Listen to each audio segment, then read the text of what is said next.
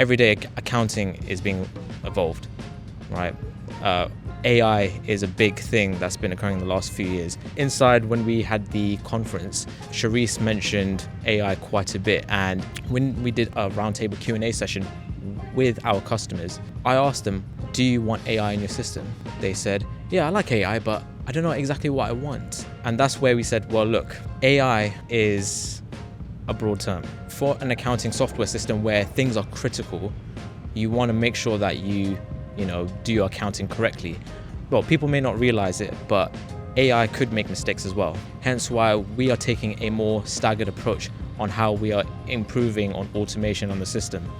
So we're slowly introducing these new features, but we still want to keep the human element in, where the human can make their own decisions, whether to submit their reconciliation, revaluation. We cover a mid-market sector, and not many accounting software systems cover the mid-market.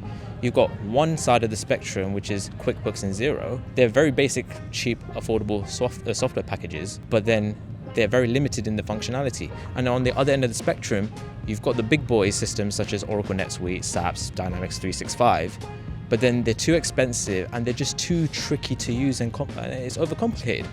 So because there's a big void in the middle, we want to dominate that sector for an affordable price, but provide all the features that the big boys have. We stay on our own lane and we try and do it as best as we possibly can. Stay on our path and do it best.